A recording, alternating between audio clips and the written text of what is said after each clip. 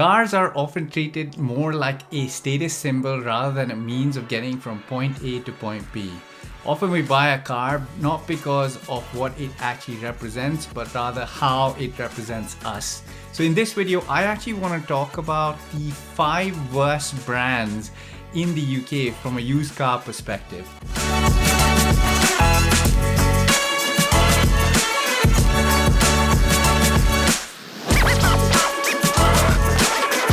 Hello and welcome to The Nimble Nomad. My name is Arjun and this is the channel where we talk about money and investing. So last year I did a fair number of videos about cars in the UK, the operating cost of a car, including the process of getting a driving license and the costs associated with that. And those videos have specifically really done well. So as a follow-up to those videos, I wanted to do a video which basically only talked about some of the worst car brands that are available, especially given that the natural thing for most people to do as soon as they've gotten their driving license is to go and purchase a used car. So in this video, I'm actually going to be doing a drawdown of the 5 worst brands for buying a used car, and this is basically off the back of a carwow research which was done.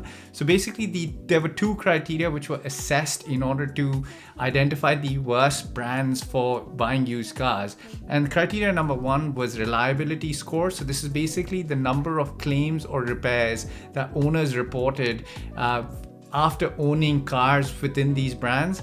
And then the second thing is the average cost of getting your car repaired. So basically there are 5 brands that I'm going to run through, so let's dive into it. So number 5 actually is a tie between 3 brands, and the brands are Audi, BMW and Alfa Romeo. Now surprise, these are really popular here in the UK, and more so they are deemed to be that almost premium mid-class brand of cars, especially if you're looking at the lower end sedan or in the first as aiming to buy this as a first car. And if you look at these stats, they're absolutely shocking. So the actual reliability scores of these cars was just 53%, which means that 1 in 2 times you would end up having some sort of a repair issue. Now to add to that, the average cost of getting these cars repaired is really high. So for example, on the BMW, the average cost was £1,090 for a single repair. And for an Audi and an Alfa Romeo, it was £970 and £720 respectively to get the car repaired. And that's quite a bit of money.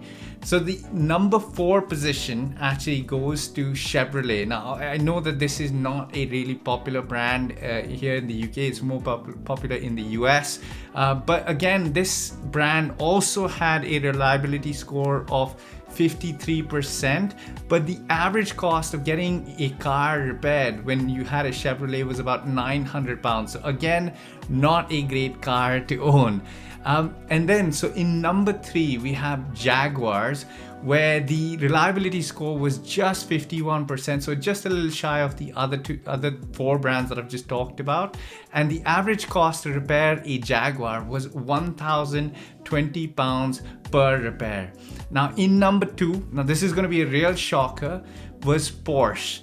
And that's just absolutely shocking because the reliability on a Porsche is just 40%. So basically, the number of owners who complained about repairs and had to make fixes to their Porsches was 40% of the times they were okay, but 60% of them actually reported that they had to get their cars fixed. So that's more than 1 in 2 times. And the average cost was a staggering £1,550 per repair. Now that is absolute garbage when you think about how Porsche represents a premium brand.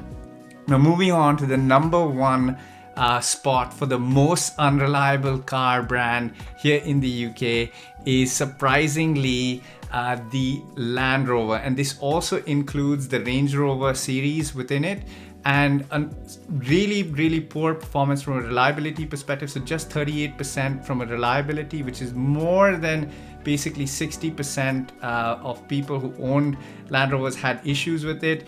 And from a perspective of average cost to repair, it was £1,260 per repair. Now that is really expensive, so really poor overall.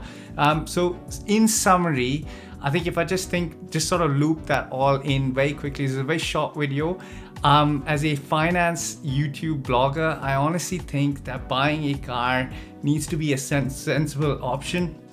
I personally own a Japanese car, so I have a Toyota, and I have had it for more than 2 years, and it's not had any issues at all. So I've not had to take it in for a single fix or a repair.